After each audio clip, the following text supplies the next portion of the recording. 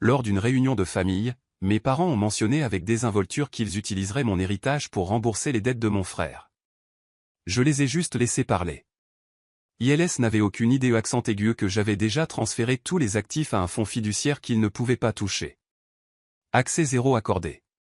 Mon nom est Mélissa, j'ai 36 ans et je n'aurais jamais cru devoir protéger mon héritage de ma propre famille. Lorsque ma grand-mère Éléonore est décédée, elle m'a laissé des biens substantiels. Lors de notre réunion de famille le mois dernier, mes parents ont annoncé avec désinvolture qu'ils utiliseraient tout cela pour éponger les dettes de jeu de mon frère Théo.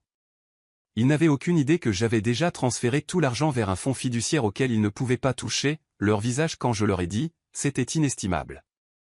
Avant de continuer mon histoire, j'aimerais savoir d'où vous regardez, laissez votre localisation dans les commentaires, cliquez sur le bouton j'aime et abonnez-vous si vous voulez plus d'histoires sur la façon de résister à la manipulation familiale.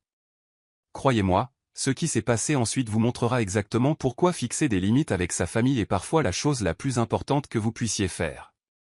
Le message de ma mère est arrivé un mardi après-midi, alors que je terminais avec un client dans mon cabinet de conseil financier au centre-ville de Paris, réunion de famille ce week-end. Sujets importants à discuter. Soit à la maison à 15 h samedi. Aucune explication supplémentaire, aucun contexte, juste la performance habituelle de Marthe Lefebvre.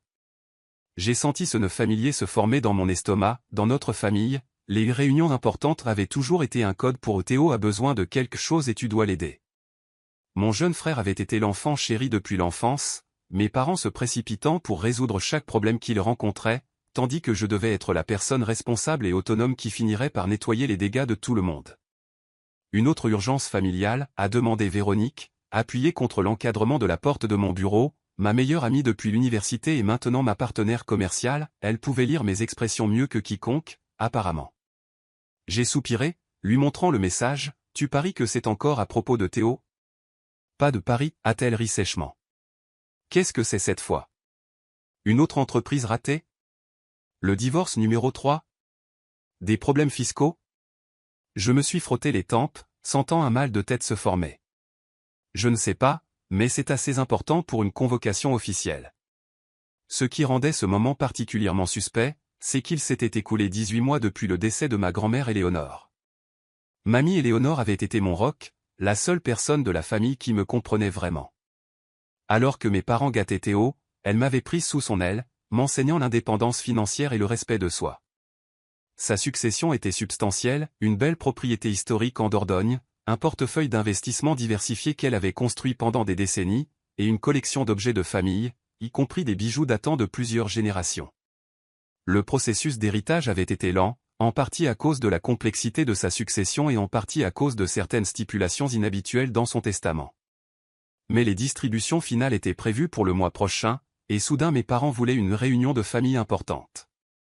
Tu sais, a dit Véronique prudemment, j'ai entendu des choses sur Théo par la vigne. Catherine de la société d'investissement a mentionné l'avoir vu au casino du parc plusieurs fois le mois dernier. Cela a attiré mon attention. Théo joue encore ?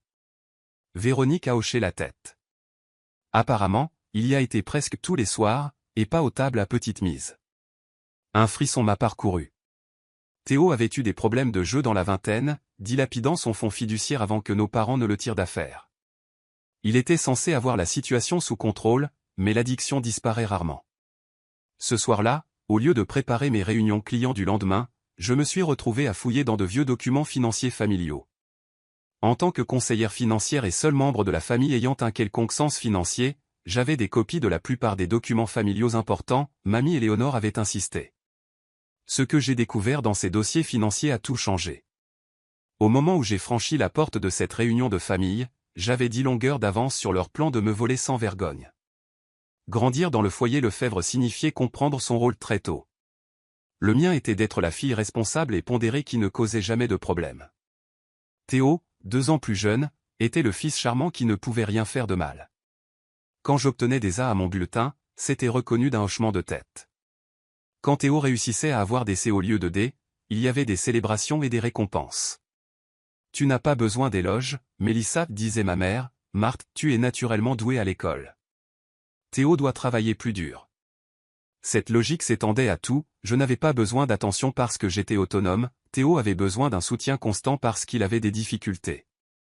mon salut est venu sous la forme de ma grand-mère Éléonore, la mère de mon père, une veuve qui avait géré l'entreprise de fabrication de son défunt mari pendant 20 ans après sa mort.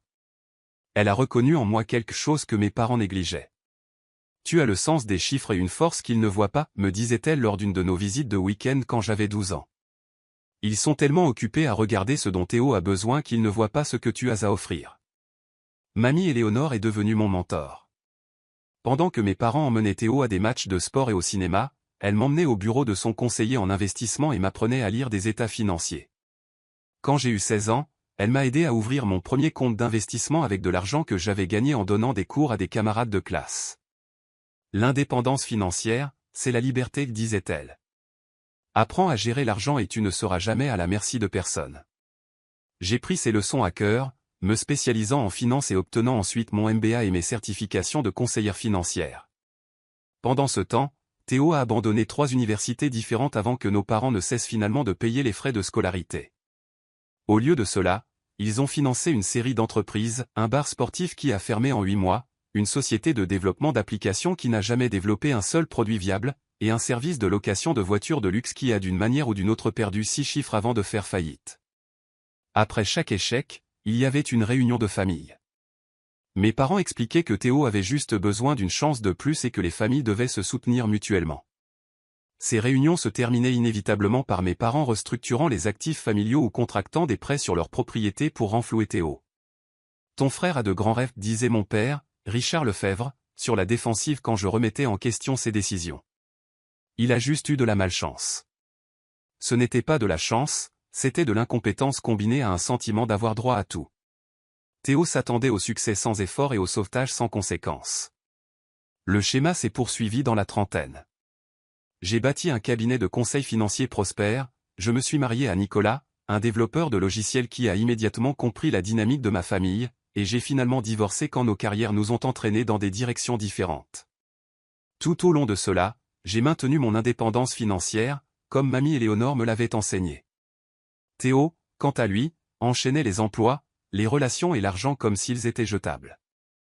À 34 ans, il avait 2 mariages ratés, de multiples défauts de paiement de cartes de crédit et une réputation dans les milieux d'affaires de Paris comme quelqu'un à éviter de fréquenter. Lorsque mamie Éléonore est tombée malade d'un cancer il y a 3 ans, c'est moi qui l'ai installée dans ma chambre d'amis et qui ai coordonné ses soins. Mes parents venaient occasionnellement, et Théo s'est montré exactement 2 fois, les 2 fois pour lui demander de l'argent alors qu'elle était sur son lit de mort. Pendant l'un de ces derniers jours lucides, mamie Éléonore m'a tenu la main et m'a dit quelque chose que je n'oublierai jamais, « J'ai tout arrangé pour te protéger, Mélissa » a-t-elle chuchoté, sa voix autrefois forte maintenant frêle. La majeure partie de ma succession te reviendra, non pas parce que je t'aime plus, mais parce que tu es la seule qui comprend sa valeur au-delà de l'argent. Elle m'a fait promettre d'utiliser l'héritage de manière réfléchie, de maintenir la propriété de la Dordogne où 4 générations de notre famille avaient passé leurs étés, de poursuivre la fondation caritative qu'elle avait établie, et de préserver les objets de famille pour les générations futures. Tes parents ne comprendront pas ma décision, a-t-elle prévenu. Ils essaieront de te convaincre de tout partager équitablement, quelles qu'en soient les conséquences. Tiens bon. Après son décès, la première lecture du testament s'est déroulée exactement comme elle l'avait prédit, mes parents ont été choqués d'apprendre que, bien qu'ils aient reçu quelques demandes spécifiques et que Théo ait obtenu une modeste fiducie à laquelle il ne pouvait accéder que pour l'éducation ou la création d'une entreprise légitime avec l'approbation d'un fiduciaire, j'étais la bénéficiaire principale. Il doit y avoir une erreur, avait dit ma mère à maître Henri Duval, l'avocat de mamie depuis 30 ans. Éléonore n'aurait pas voulu créer de division dans la famille comme ça. Madame Lefebvre, je vous assure, Éléonore a été très claire sur ses souhaits, avait répondu maître Henri Duval fermement. Elle a révisé ce testament 3 fois au cours de sa dernière année pour s'assurer qu'il reflétait précisément ses intentions. Au cours des 18 mois qui ont suivi, il y a eu une pression constante, des commentaires subtils lors des dîners de famille sur ce que mamie aurait voulu, des emails avec des liens vers des articles sur les frères et sœurs partageant équitablement les héritages, des questions précises sur la date de liquidation de la succession. J'avais maintenu mes limites poliment mais fermement, honorant ma promesse à mamie Éléonore. La propriété de la Dordogne était en cours de restauration selon les normes de conservation historique, le portefeuille d'investissement restait intact, les portions spécifiées des revenus allant à la fondation, les objets de famille étant correctement catalogués et assurés. Nicolas m'avait appelé la semaine dernière, l'une de nos conversations de suivi occasionnel depuis le divorce. Comment va la situation de l'héritage, avait-il demandé. Toujours sous pression des vautours? Nicolas, j'ai réprimandé, bien que je ne puisse m'empêcher de rire, c'est toujours ma famille. La famille n'essaie pas de te séparer de ce qui t'appartient de droit, avait-il répondu. Ta grand-mère savait exactement ce qu'elle faisait. Elle protégeait son héritage de leur mauvaise gestion. Après avoir raccroché, j'ai réfléchi à quel point Nicolas et mamie avaient eu raison. Le mois dernier seulement, j'ai découvert que mes parents avaient d'une manière ou d'une autre accédé à des informations sur les comptes de la succession qu'ils n'auraient pas dû avoir, de petites incohérences dans les relevés, des questions qu'ils posaient qui révélaient des connaissances qu'ils ne devraient pas posséder. Quelque chose n'allait pas, et avec une réunion de famille imminente, je devais savoir ce qui se passait réellement. Le lendemain de la réception du message de ma mère, j'ai appelé le bureau de Maître Henri Duval et j'ai pris un rendez-vous urgent. Maître Henri Duval avait été l'avocat de ma grand-mère pendant des décennies et était l'exécuteur testamentaire de sa succession. Si quelqu'un savait ce qui se passait en coulisses, ce serait lui. Son bureau se trouvait dans l'un des bâtiments historiques de Paris, tout en bois poli et en meubles en cuir qui était là depuis la fondation du cabinet dans les années 1890. Maître Henri Duval, maintenant septuagénaire, avec des cheveux argentés et des yeux bleus perçants, m'a accueilli avec une expression préoccupée. « Mélissa, j'étais justement sur le point de vous appeler, a-t-il dit après que sa secrétaire nous ait apporté du café. Il y a eu des demandes inhabituelles concernant la succession de votre grand-mère. De la part de mes parents, ai-je demandé, bien que je connaisse déjà la réponse. Il a hoché la tête. Votre père a demandé des copies de tous les relevés de compte et des titres de propriété.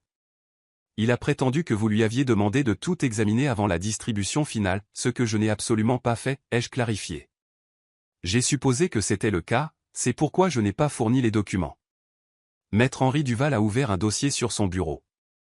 Cependant, j'ai remarqué une activité de compte préoccupante dont je voulais discuter avec vous. Il m'a montré des relevés indiquant que quelqu'un avait tenté d'accéder au compte d'investissement en utilisant le mot de passe secondaire qui avait été établi pendant la maladie de mamie. Il y avait aussi des demandes à la société de gestion immobilière de la Dordogne concernant les valeurs d'estimation et les procédures de vente potentielles. Je ne comprends pas, ai-je dit, bien qu'une sensation de malaise dans mon estomac suggérait que je comprenais. Pourquoi quelqu'un chercherait-il à vendre la propriété? Mamie voulait spécifiquement qu'elle reste dans la famille. Maître Henri Duval a eu l'air mal à l'aise. Votre père a mentionné quelque chose concernant une restructuration financière familiale qui serait plus avantageuse compte tenu des circonstances actuelles. Il a insinué que cela était discuté avec toutes les parties. C'est la première fois que j'en entends parler, ai-je dit, ma voix tendue. À quelles circonstances actuelles fait-il référence? Maître Henri Duval a hésité. Ce n'est pas à moi de spéculer, mais il a mentionné des obligations familiales importantes qui devaient être réglées avant la distribution de l'héritage. Théo, ai-je dit catégoriquement. C'est à propos de Théo. Maître Henri Duval n'a pas confirmé ni nié, maintenant sa discrétion professionnelle, mais son expression m'a tout dit. Je l'ai remercié pour sa vigilance et lui ai demandé de continuer à empêcher l'accès non autorisé à la succession. Puis j'ai fait mon prochain arrêt, le bureau de Didier Moreau, le comptable de la famille qui gérait les finances de mes parents et de Théo depuis des années. Didier Moreau était moins discret que Maître Henri Duval. Après que je l'ai pressé sur les activités récentes, écoutez, je suis pris entre deux feux ici, a-t-il dit nerveusement, rangeant des papiers sur son bureau. Vos parents m'ont demandé de ne pas en discuter avec vous avant votre réunion de famille. Didier, ce sont les biens de ma grand-mère dont nous parlons, lui ai-je dit. J'ai le droit de savoir si quelque chose se passe. Il a soupiré lourdement. Théo a des problèmes, Mélissa, de sérieux problèmes. Des dettes de jeu. Je suppose. Didier Moreau a eu l'air surpris. Vous saviez? Je m'en doutais. Combien?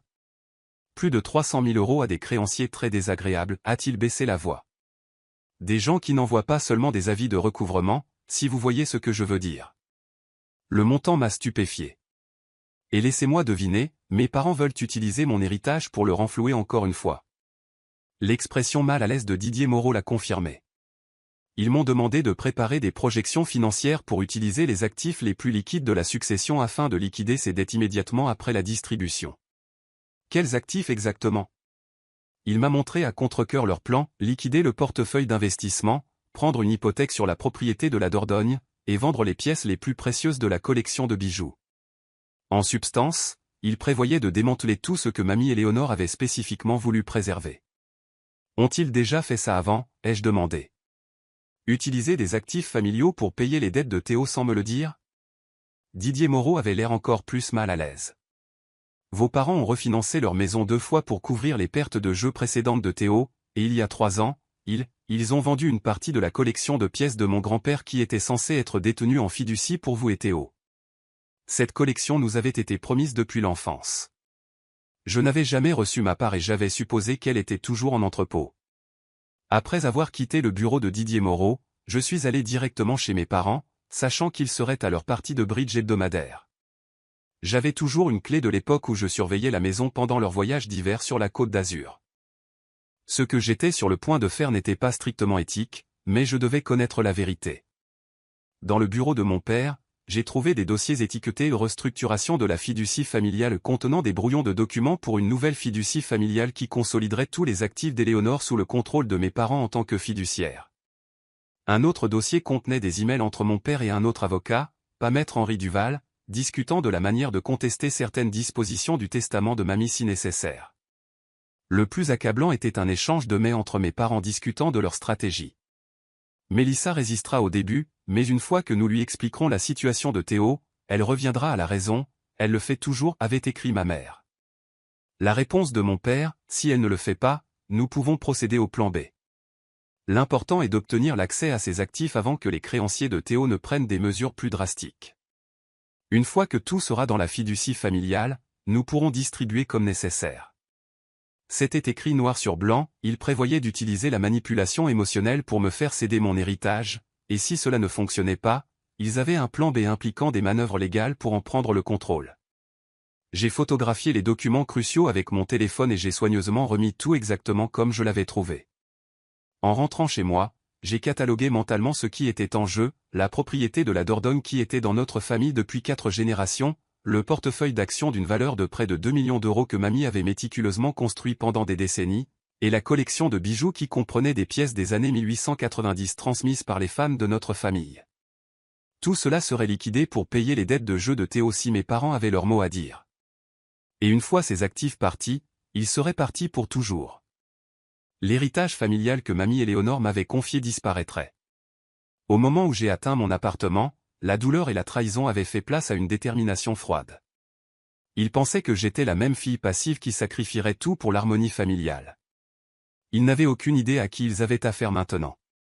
Le matin après avoir découvert le plan de mes parents, j'ai contacté maître Sophie Dubois, une avocate spécialisée dans les trusts que je connaissais par mes cercles professionnels. Maître Sophie Dubois était spécialisée dans la protection des actifs et avait la réputation de stratégie juridique créative mais impeccable. Son bureau était élégant et moderne, un contraste frappant avec l'espace traditionnel de maître Henri Duval, reflétant son approche contemporaine de la protection du patrimoine. « Laissez-moi m'assurer que je comprends », a dit maître Sophie Dubois après que je lui ai expliqué la situation. « Votre grand-mère vous a laissé ses actifs dans son testament. La succession est en phase finale d'homologation, et vos parents prévoient de vous faire pression pour que vous mettiez tout dans une fiducie familiale qu'ils contrôlent, afin qu'ils puissent l'utiliser pour payer les dettes de jeu de votre frère. » C'est exactement ça, ai-je confirmé.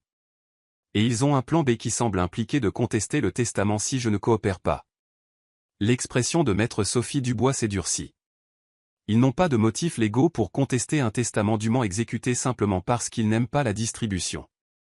Mais ils pourraient potentiellement causer des retards et des complications, surtout s'ils sont prêts à faire de fausses déclarations.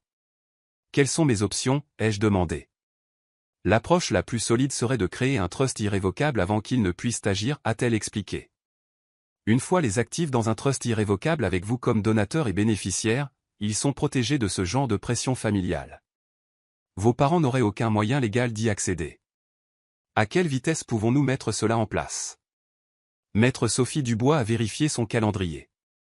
Je peux avoir la documentation prête demain après-midi, mais nous devrons agir vite pour transférer les actifs avant votre réunion de famille.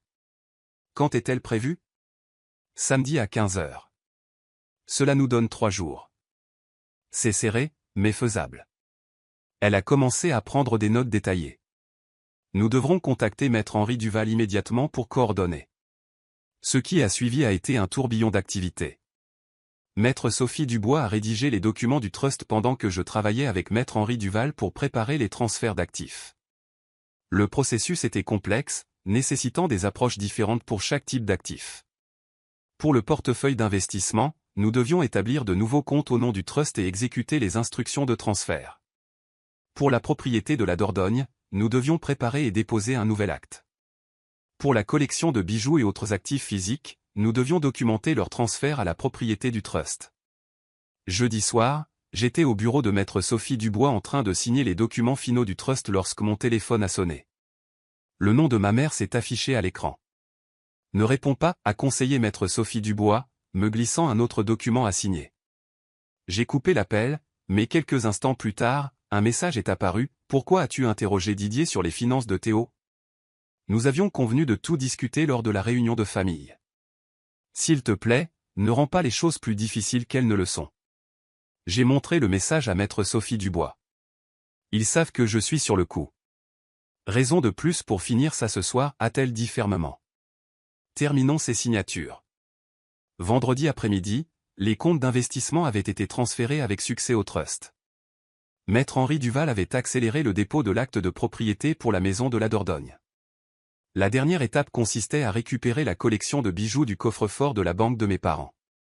C'était la partie la plus risquée du plan. Le coffre était à mon nom, mais il se trouvait à la banque que ma famille utilisait depuis des générations, où le personnel connaissait bien mes parents.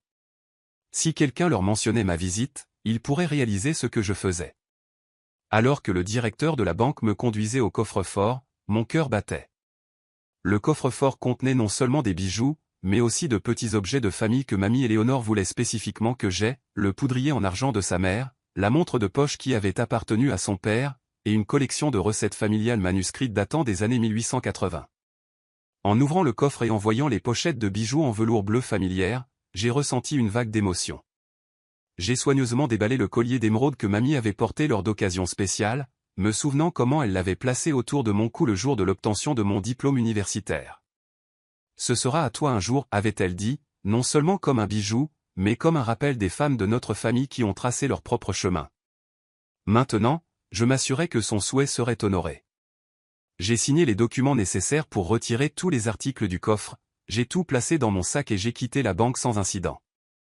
Le vendredi soir, j'ai rencontré Maître Henri Duval et Maître Sophie Dubois pour vérifier que tous les actifs étaient sécurisés dans le trust irrévocable. Le timing avait été parfait, tout était officiellement transféré moins de 24 heures avant la réunion de famille. Votre grand-mère serait fière, a dit Maître Henri Duval, un rare sourire traversant ses traits habituellement formels. Elle a toujours dit que vous aviez une colonne vertébrale en acier quand il le fallait. À quoi dois-je m'attendre demain? Je leur ai demandé à tous les deux. Ils seront choqués, puis en colère, a prédit Maître Sophie Dubois. Ils pourraient menacer d'une action en justice, mais il n'y a rien qu'ils puissent réellement faire. Le trust est blindé. Souviens-toi, a conseillé Maître Henri Duval, garde tes émotions sous contrôle, quoi qu'ils disent. Dès que cela concerne les sentiments familiaux plutôt que les droits légaux, ils essaieront de te manipuler. Cette nuit-là, j'ai à peine dormi, répétant ce que je dirais et comment je répondrais à leurs arguments inévitables. Au matin, je me sentais calme mais alerte, comme une joueuse d'échecs qui avait anticipé le coup de son adversaire plusieurs tours à l'avance. Alors que je me dirigeais vers la maison de banlieue de mes parents cet après-midi-là, j'ai pensé à toutes les réunions de famille précédentes où j'avais acquiescé pour maintenir la paix, à toutes les fois où j'avais fait passer les besoins de Théo avant les miens parce que c'était attendu. Comme cette journée serait différente. Je me suis garé dans l'allée de la maison de style colonial où j'avais grandi, notant que la nouvelle Audi de Théo était déjà là. Apparemment, ses dettes de jeu n'avaient pas affecté ses choix de voiture. Prenant une profonde inspiration, j'ai rassemblé mon dossier de documents et j'ai marché jusqu'à la porte, prête à tout ce qui allait suivre. La lourde porte en chêne de ma maison d'enfance s'est ouverte avant même que je ne puisse sonner. Ma mère se tenait là, dans son cardigan bleu pastel et ses perles, l'image de la perfection maternelle de banlieue. Mélissa, enfin, tout le monde attend dans le salon, a-t-elle dit, sa voix portant cette joie artificielle qu'elle utilisait lorsqu'elle orchestrait un de ses scénarios. Elle m'a serré brièvement dans ses bras, le parfum de son Chanel numéro 5 ramenant un flot de souvenirs, pas tous agréables. Le salon était arrangé comme une scène de théâtre. Mon père occupait son fauteuil en cuir habituel, lunettes de lecture perchées sur son nez alors qu'il examinait quelques documents. Théo s'affalait sur le canapé, son expression mêlant anxiété et sentiment d'avoir droit à tout. Il a à peine levé les yeux quand je suis entré. À boire, a proposé mon père, désignant le chariot à cocktail où il avait déjà préparé son scotch habituel du samedi. Juste de l'eau, merci, ai-je répondu, choisissant le fauteuil le plus éloigné de Théo. J'avais besoin d'avoir les idées claires pour ce qui allait arriver. Après quelques minutes de vaines conversations de ma mère sur les potins du quartier et la météo, mon père s'est raclé la gorge, le signal traditionnel que la vraie réunion allait commencer. Mélissa, nous t'avons demandé de venir aujourd'hui pour discuter d'une affaire familiale importante, a-t-il commencé, sa voix adoptant le ton autoritaire qu'il avait utilisé tout au long de mon enfance. Comme tu le sais, la famille a toujours été notre plus haute priorité dans cette maison. J'ai hoché la tête, mais je n'ai rien dit, le laissant continuer. Nous avons déjà fait face à des défis, et nous les avons toujours surmontés en nous soutenant mutuellement, a-t-il poursuivi, jetant un coup d'œil à ma mère qui a hoché la tête encourageamment. C'est ce que font les familles, elles sont solidaires dans les moments difficiles. Richard, dis-lui simplement, a interrompu ma mère avec une impatience feinte. Mélissa comprend la loyauté familiale. Mon père a ajusté ses lunettes. Ton frère a récemment connu quelques revers financiers. Théo s'est agité inconfortablement sur le canapé mais est resté silencieux. La nature de ces revers n'est pas importante, a poursuivi mon père. Ce qui compte, c'est de trouver une solution qui convienne à tout le monde. Je pense que la nature des revers est très importante, ai-je dit doucement. Ma mère m'a jeté un regard d'avertissement avant d'intervenir. Théo a eu quelques problèmes de jeu qui ont refait surface, mais il se fait aider maintenant, n'est-ce pas, Théo? Théo a hoché la tête sans établir de contact visuel. Oui, je vais à des réunions et tout ça. La préoccupation immédiate, a insisté mon père, est de régler certaines obligations financières qui sont devenues plutôt urgentes. Vous voulez dire ces dettes de jeu, ai-je déclaré catégoriquement. Mon père a froncé les sourcils devant mon direct. Comme je le disais, avec la succession de ta grand-mère enfin distribuée le mois prochain, nous avons élaboré un arrangement qui a le plus de sens pour la famille dans son ensemble. Il a glissé un dossier sur la table basse vers moi. Nous établissons une nouvelle fiducie familiale qui consolidera tous les actifs d'Éléonore. Ta mère et moi servirons de fiduciaires, veillant à ce que tout soit géré correctement pour le bénéfice de chacun. La première priorité, a ajouté ma mère avec douceur, serait de résoudre la situation actuelle de Théo. Mais finalement, tout resterait la propriété de la famille. C'est ce que votre grand-mère aurait voulu. Je n'ai pas touché le dossier. Est-ce que... Mon père a continué comme si je n'avais pas parlé. Maître Henri Duval a été peu coopératif avec nos demandes, ce qui a été décevant, mais notre avocat nous assure que ce nouvel arrangement est légalement solide. Nous n'avons besoin que de votre signature sur ces documents. Il a sorti un stylo et me l'a tendu avec attente. Le silence s'est étiré alors que je ne faisais aucun mouvement pour le prendre. Théo a finalement levé les yeux, son expression s'assombrissant. Signe juste les papiers, Mélissa. Ne rends pas ça plus compliqué que nécessaire. Toujours, je n'ai rien dit. Peut-être ne comprenez-vous pas la gravité de la situation, a dit ma mère, sa voix se faisant plus dure. Théo doit de l'argent à des gens très dangereux. Il ne s'agit pas seulement d'argent. Combien, ai-je demandé. Mes parents ont échangé des regards. 327 000 €, a finalement admis mon père. Plus 80 000 € au fisc, a ajouté ma mère à contre-cœur. Et le prêt de l'oncle Thomas, a marmonné Théo. Donc plus de 400 000 € au total, ai-je résumé. Que vous comptez payer en utilisant mon héritage? Les actifs de la famille, a corrigé mon père sèchement. La succession d'Éléonore appartient à la famille. En fait, non, ai-je répondu calmement. Mamie Éléonore a été très précise sur ses souhaits, la propriété de la Dordogne doit être préservée pour les générations futures, le portefeuille d'investissement doit continuer à financer sa fondation, les objets de famille doivent être protégés, pas vendus. Ce n'était que des sentiments généraux, pas des exigences légales, a écarté ma mère. Le testament vous donne la propriété technique, mais Éléonore a toujours voulu que ses actifs profitent à toute la famille. Et renflouer les dettes de jeu de Théo profite à la famille comment exactement, ai-je demandé. Théo a frappé la table basse de sa main. Pour l'amour de Dieu, Mélissa, ils essaient de m'empêcher de me faire briser les jambes ou pire. C'est ce que tu veux voir? Un frère blessé parce que tu es égoïste? Ça suffit, a dit mon père sèchement, bien qu'il ne soit pas clair s'il s'adressait à moi ou à Théo. Il a pris une profonde inspiration et a essayé une approche différente. Mélissa, nous comprenons que ce n'est pas l'idéal, mais c'est temporaire. Une fois que Théo sera de nouveau sur pied, la fiducie détiendra toujours tous les actifs pour le bénéfice futur de chacun. Nous vous avons beaucoup aidé au fil des ans, a ajouté ma mère, bien que nous sachions tous que ce n'était pas vrai. Maintenant, c'est à votre tour d'aider votre frère. J'ai regardé chacun de leurs visages, la confiance sévère de mon père, l'inquiétude manipulatrice de ma mère, le sentiment d'avoir droit à tout désespéré de Théo.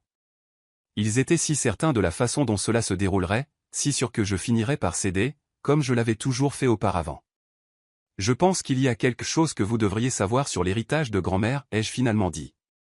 Depuis hier, ai-je poursuivi, soutenant fermement chacun de leurs regards, tous les actifs de la succession de Mamie Éléonore ont été transférés à un trust irrévocable avec moi comme donateur et bénéficiaire. La propriété de la Dordogne, le portefeuille d'investissement et tous les objets de famille sont maintenant légalement protégés. Aucun de vous ne peut y toucher. Le silence qui a suivi a été absolu. La bouche de ma mère s'est ouverte et fermée sans un son. Le visage de mon père a rougi d'une dangereuse nuance de rouge. Théo m'a regardé comme si j'avais soudainement commencé à parler une langue étrangère. Ce n'est pas possible, a finalement dit mon père. La succession est toujours en phase d'homologation. Homologation finale, ai-je corrigé.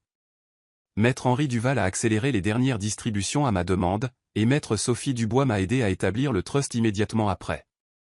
Maître Sophie Dubois, a répété ma mère.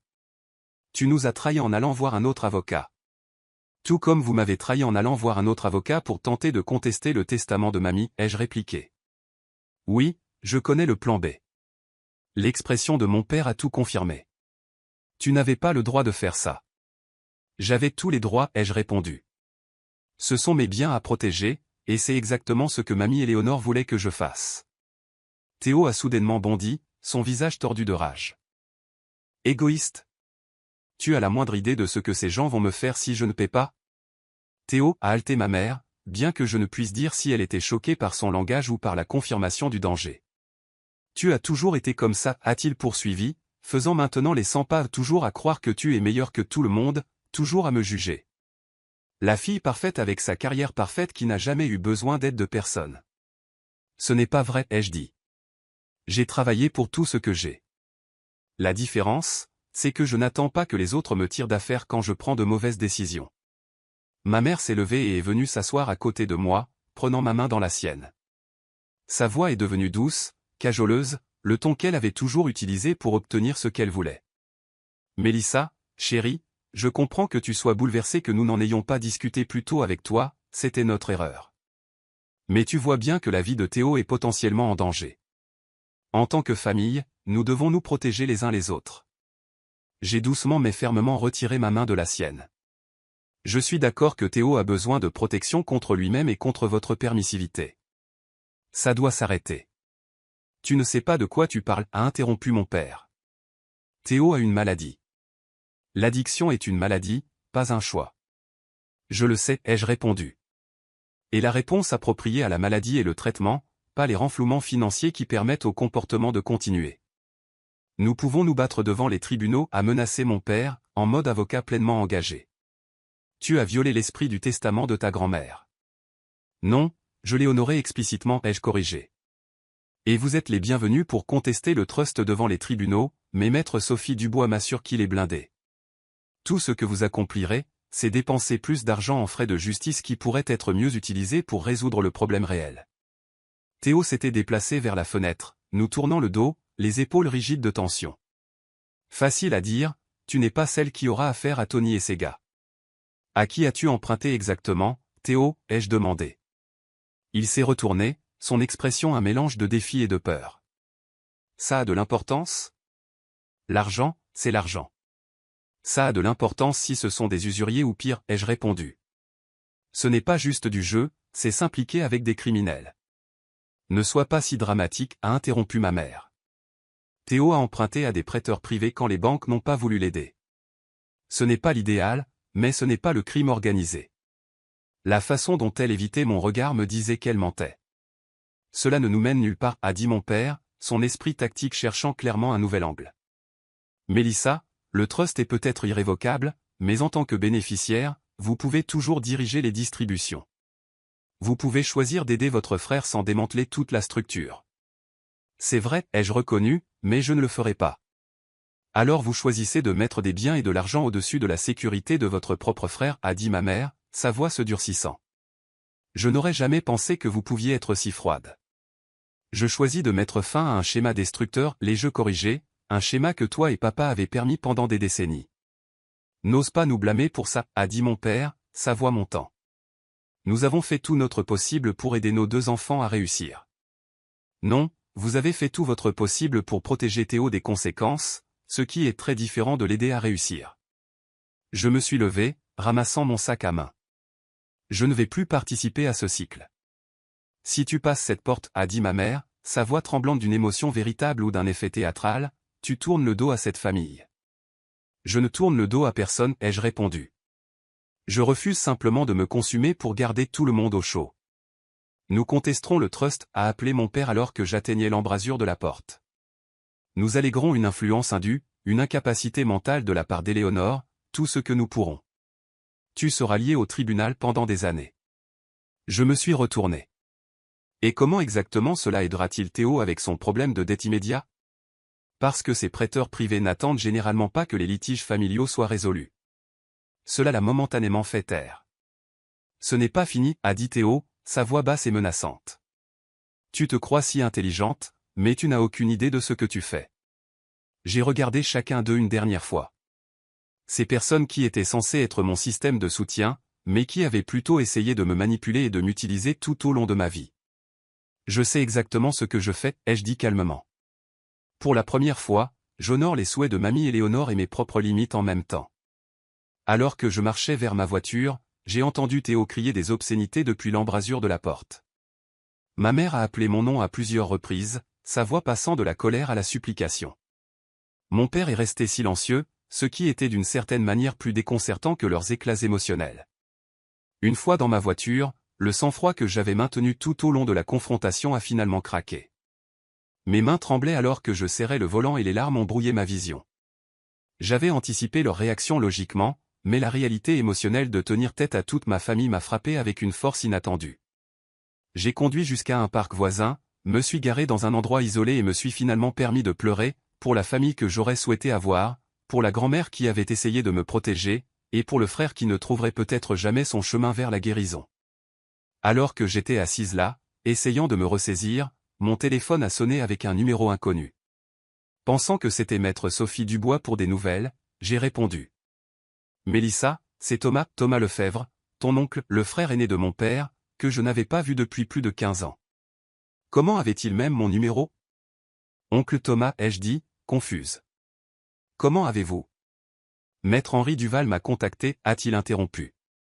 Il pensait que j'aurais des informations qui pourraient vous aider à comprendre ce qui se passe réellement avec vos parents et Théo. Nous devons nous parler en personne. Il y a plus que ce que vous savez dans cette situation. J'ai rencontré l'oncle Thomas le lendemain matin dans un café tranquille du centre-ville de Paris. Je le reconnaissais à peine. La dernière fois que je l'avais vu, c'était à des funérailles familiales, quand j'étais à l'université. Maintenant, sexagénaire avancé, il avait les mêmes traits de la famille Lefebvre que mon père, mais avec des rides plus profondes et des yeux plus doux. Tu ressembles à Éléonore, a-t-il dit alors que je m'asseyais. Elle serait fière de ce que tu as fait hier. Vous savez déjà ça? Il a souri avec ironie. Richard m'a appelé enragé hier soir. Apparemment, je suis toujours son exutoire quand il a besoin de se défouler sur les trahisons familiales. Ironique, étant donné notre histoire. Je me souvenais vaguement de chuchotements d'enfance concernant l'oncle Thomas qui avait été coupé de la famille après un désaccord commercial avec mon père. Maître Henri Duval a dit que vous aviez des informations sur mes parents et Théo? Thomas a hoché la tête gravement. Vos parents n'essaient pas seulement de renflouer Théo cette fois-ci, ils essaient de se sauver eux-mêmes. Au cours de l'heure suivante, Thomas a révélé une histoire financière que je n'avais jamais soupçonnée.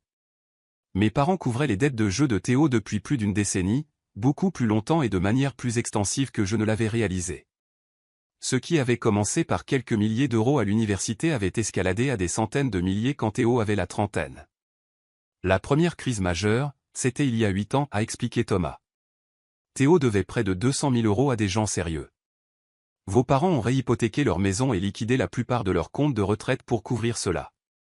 Je n'en avais aucune idée, ai-je admis. Ils étaient trop fiers pour laisser quiconque le savoir, surtout toi. Richard a toujours mal supporté la facilité avec laquelle le succès financier t'est venu, tandis que Théo avait des difficultés.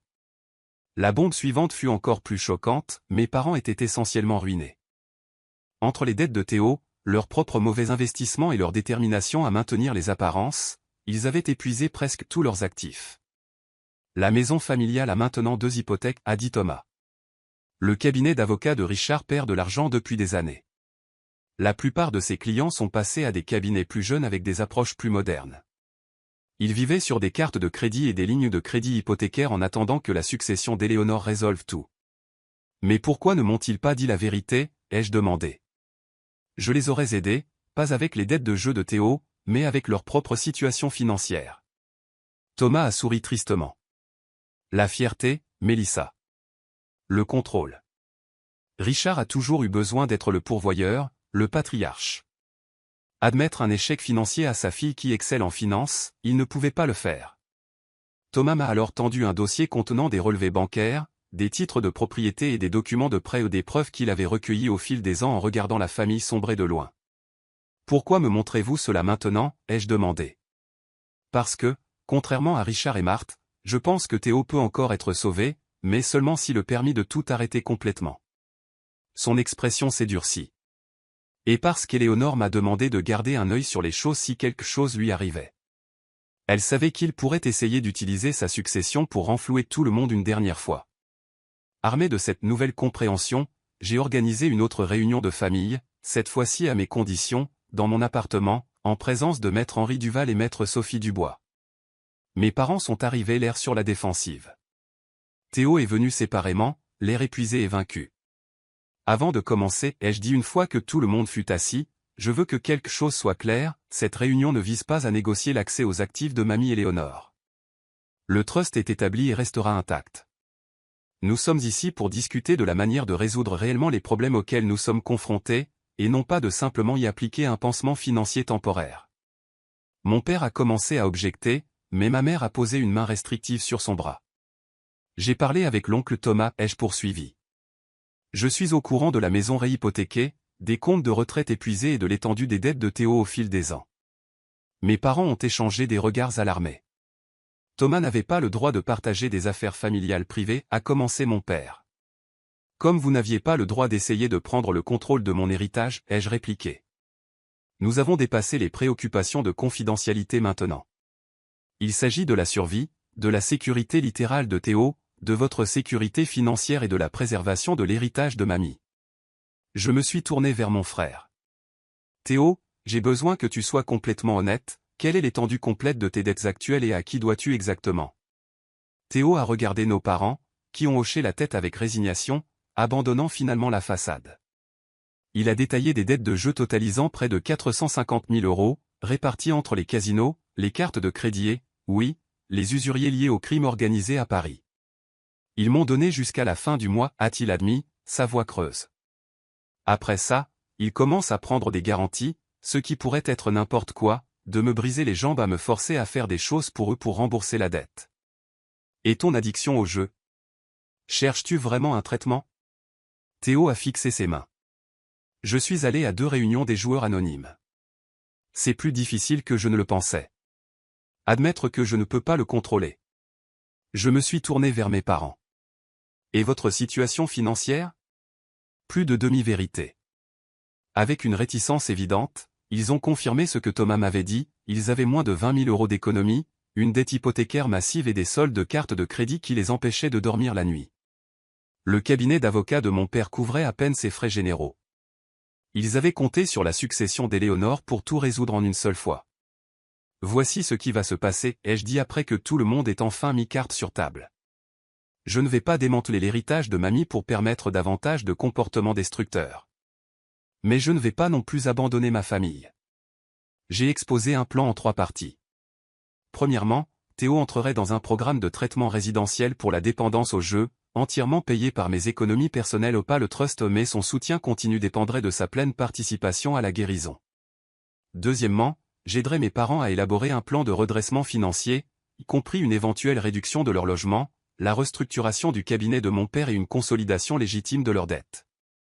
Encore une fois, je fournirai une aide financière personnelle, distincte du trust. Troisièmement, nous aborderions la dette de Théo de manière stratégique, négocier des plans de paiement avec les créanciers légitimes et travailler avec les autorités compétentes pour gérer les usuriers. Je contribuerai au remboursement des dettes légitimes, mais seulement après que le traitement soit en cours et uniquement pour les dettes documentées. C'est une assistance conditionnelle, ai-je souligné. J'aide à la guérison, pas à la continuation de schémas destructeurs. Si quelqu'un revient à d'anciens comportements, le soutien cesse immédiatement. Tu n'es pas en position de nous dicter nos conditions, a commencé mon père, mais ma mère l'a interrompu.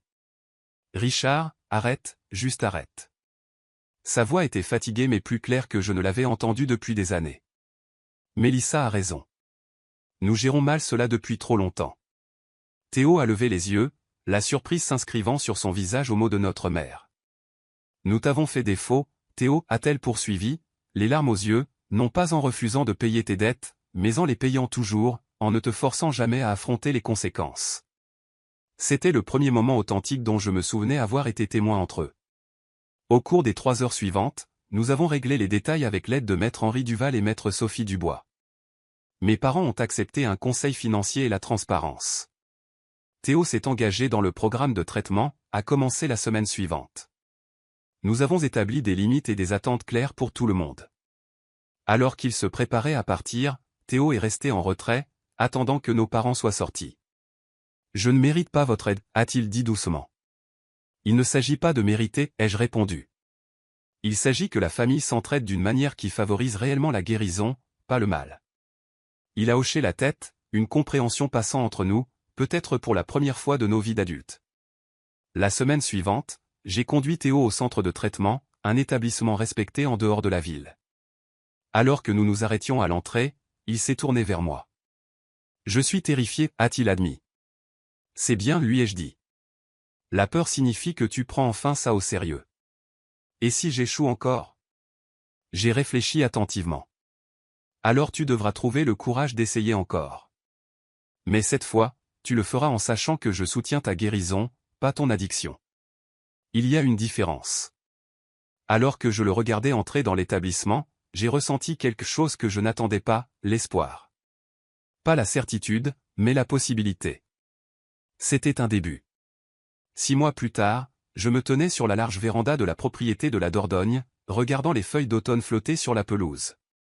Mamie Éléonore avait toujours dit que l'automne était la saison où la maison était la plus belle, avec les érables rouges encadrant la structure coloniale blanche sur fond de montagne. La restauration était presque terminée. J'avais honoré les souhaits de mamie en travaillant avec des experts en conservation historique pour maintenir le caractère original de la propriété tout en modernisant les systèmes essentiels. Ce week-end était mon premier jour de repos depuis la fin des travaux. Mon téléphone a vibré avec un message de Véronique. « Comment se passe la solitude ? Prête pour des visites ? » J'ai souri en répondant « Peut-être le week-end prochain. » Toujours en train de tout digérer. Et il y avait beaucoup à digérer. Les 6 derniers mois avaient été un voyage d'établissement de nouvelles limites et de reconstruction de relations sur des bases plus saines. Théo avait terminé le programme résidentiel de 90 jours et vivait maintenant dans une maison de transition pour la réadaptation tout en assistant à des réunions quotidiennes des JA.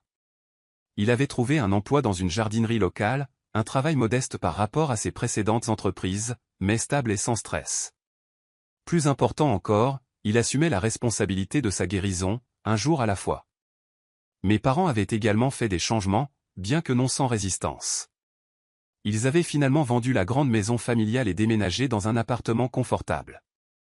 Mon père avait fusionné son cabinet en difficulté avec un cabinet plus jeune où il travaillait maintenant à temps réduit en tant qu'avocat conseil. Leurs finances étaient encore serrées, mais ils ne se noyaient plus dans les dettes. Nos relations restaient fragiles, il y avait encore des moments tendus et d'anciens schémas qui menaçaient de refaire surface, mais il y avait aussi une nouvelle honnêteté entre nous tous. Mes parents avaient cessé de faire semblant que tout était parfait, et j'avais cessé d'attendre d'eux qu'ils soient des personnes différentes. Tu les as changés, avait observé Véronique lors de notre dernier déjeuner. Tenir bon les a forcés à grandir. Ils se sont changés eux-mêmes quand ils n'ont plus eu d'alternative, l'avais-je corrigé. J'ai juste refusé d'être l'alternative cette fois. Maintenant, sirotant un café sur la véranda qui avait été témoin de 4 générations de réunions de famille, j'ai réfléchi à ce que cet héritage signifiait vraiment. Oui, il y avait les actifs matériels, la propriété, les investissements, les objets de famille. Mais mamie Éléonore m'avait laissé quelque chose de bien plus précieux, le courage d'établir des limites et la sagesse de reconnaître la différence entre aider et permettre. Une voiture est apparue sur la longue allée, inattendue mais instantanément reconnaissable, la Subaru bleue de Nicolas. Nous étions en contact plus régulier dernièrement, notre amitié renaissant maintenant que les blessures de notre divorce avaient cicatrisé. « J'espère que ça ne te dérange pas cette visite surprise, a-t-il dit en sortant de la voiture. Je roulais vers Périgueux pour une conférence et je me suis souvenu que tu étais ici. Timing parfait, ai-je répondu, sincèrement ravi de le voir. Le café est frais. Alors que nous étions assis sur la véranda à discuter, je me suis retrouvé à partager l'histoire complète des 6 derniers mois, quelque chose que je n'avais fait avec personne d'autre que Véronique. Je suis fier de toi, a dit Nicolas quand j'ai eu fini. J'ai toujours su que tu avais cette force en toi. Ta grand-mère l'a vu aussi. Parfois, je me sens encore coupable, ai-je admis, comme si j'aurais dû faire plus tôt. Tu as fait ce que tu pouvais quand tu étais prête, a-t-il dit simplement. C'est tout ce que n'importe qui peut faire. Plus tard cet après-midi-là, j'ai reçu un appel inattendu de Théo. Je voulais juste prendre des nouvelles, a-t-il dit, sa voix plus stable qu'elle ne l'avait été depuis des années.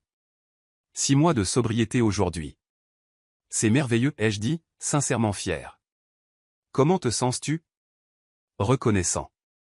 Effrayé parfois. Mais surtout, juste présent. Il a fait une pause. Je voulais te remercier. Non seulement pour le traitement, mais pour ne pas m'avoir complètement abandonné. Tu aurais été justifié si tu l'avais fait. Ce n'est pas ce que fait la famille, ai-je répondu. La vraie famille se tient mutuellement responsable, mais ne s'abandonne pas. Après avoir raccroché, je suis allé à la bibliothèque, la pièce préférée de mamie Éléonore dans la maison.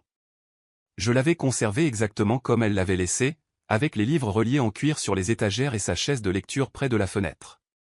Du tiroir du bureau, j'ai sorti une petite boîte contenant le collier d'émeraude qu'elle m'avait promis le jour de ma remise de diplôme. En l'ouvrant, un morceau de papier plié est tombé, une lettre que je n'avais jamais vue auparavant, écrite de la main distinctive de mamie. Ma très chère Mélissa, si tu lis ceci, alors tu as pris possession de la maison de la Dordogne et trouvé cette lettre là où je savais que tu finirais par chercher.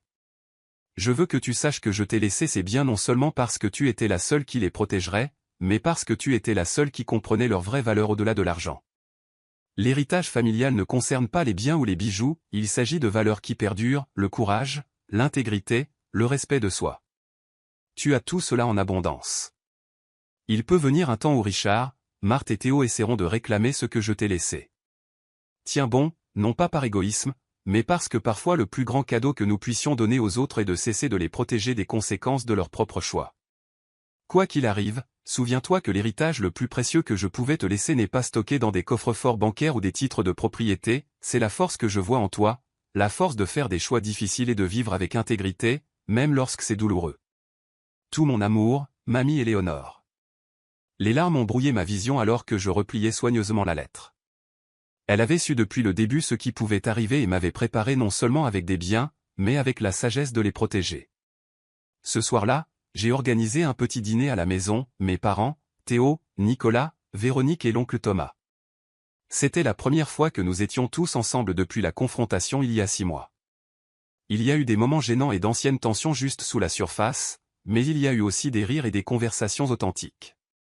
Alors que nous étions assis autour de la table de salle à manger qui avait accueilli les réunions de la famille Lefebvre pendant des générations, j'ai réalisé que cela, cette relation imparfaite, compliquée, en évolution, faisait aussi partie de mon héritage. Non seulement la propriété et les biens que mamie Éléonore m'avait légalement laissés, mais la famille qu'elle avait toujours espéré que nous puissions devenir.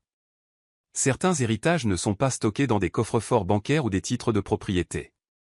Les choses les plus précieuses que ma grand-mère m'a laissées étaient son courage et son respect de soi, et ce sont des choses que personne ne pourrait jamais m'enlever. Qu'auriez-vous fait dans ma situation? Auriez-vous protégé votre héritage ou l'auriez-vous partagé avec votre famille malgré leurs intentions? Partagez vos réflexions dans les commentaires ci-dessous. Si vous avez apprécié cette histoire sur la façon de se défendre tout en équilibrant la loyauté familiale, veuillez aimer et vous abonner pour plus d'expériences de la vie réelle. Et rappelez-vous, parfois l'héritage le plus précieux ne se mesure pas en dollars, il se mesure en estime de soi et en courage. Merci d'avoir regardé et que vous trouviez la force de fixer des limites dans vos propres relations quand cela est nécessaire.